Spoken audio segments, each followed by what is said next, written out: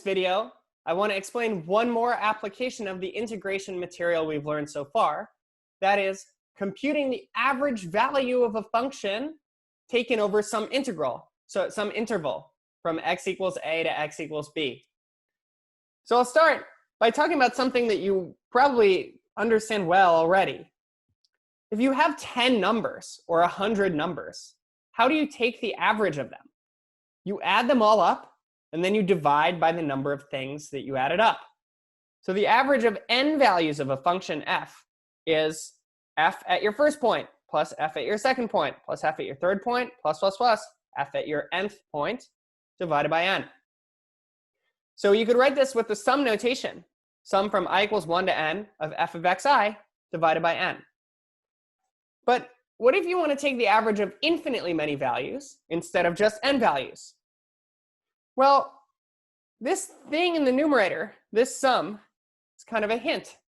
Where else have we seen a sum like that?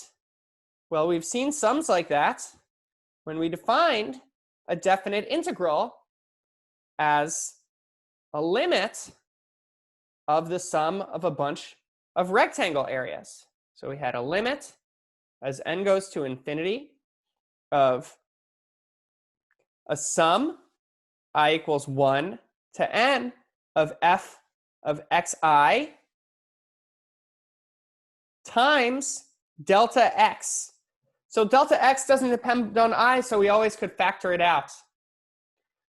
Okay, and what was delta x? Well, if we're integrating our function from a to b, it's the length of the interval b minus a divided by n, the number of pieces we're dividing it into. So now, what does this turn into? We get a limit as n goes to infinity of a sum from I equals 1 to n of f of xi times b minus a over n. So let's just factor each piece. We have this b minus a, and we can divide by n over here. Why are we writing it this way? Well, here, when we took the average of finitely many values, we had a sum from I equals 1 to n of f of xi over n. And here we're seeing the same thing, a sum from I equals 1 to n of f of xi over n. This is a little different because we have a limit, and we have this b minus a.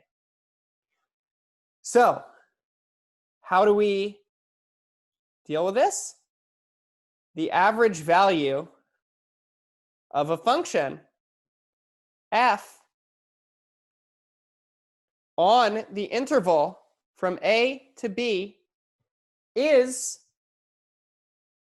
this integral from a to b of f of x dx, except we have this extra b minus a here. So we divide it out, and this is our formula for the average value of a function taken over an interval from a to b. So this discussion of the average of a finite number of numbers, this rewriting the definite integral in terms of a limit of rectangle areas, you're not going to need to know that, why that works. This is all explanation to explain where this formula comes from. Whenever I see a question about average value of a function, my mind immediately snaps to this formula. These average value of a function questions are never very complicated. They're as complicated as computing one definite integral. So to show you what I mean, in the rest of this video, we'll do two quick examples. For our first example, let's compute the average value of the function f of x equals x squared on the interval from 1 to 4. Using this formula, that is just the integral from 1 to 4 of x squared dx divided by 4 minus 1. So let's just be careful about each piece. The average value here is the integral from 1 to 4 of x squared dx over 4 minus 1, which is, okay, 4 minus 1 is 3. An antiderivative of x squared is 1/3 x cubed. So we get 1 over 3 times 1 over 3 x cubed, 1, 4, which is 64 over 9 minus 1 over 9, which gives 63 over 9, which is 7. So what did we do to solve this problem? We remembered this formula, and then we just had to take a definite integral that was not so complicated. Let's do one more example. Let's do the average value of the function f of t equals 40 plus 120 e to the negative t over 10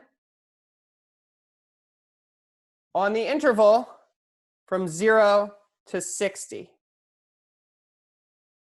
So I wanted to make this look a little more complicated, but it's not much. I mean, we're still just going to do the same formula, integral from 0 to 60 of f of t dt divided by 60 minus 0.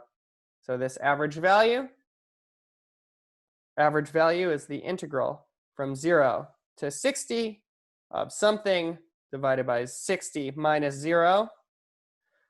What is that something? It's 40 plus 120 e to the minus t over 10, all dt.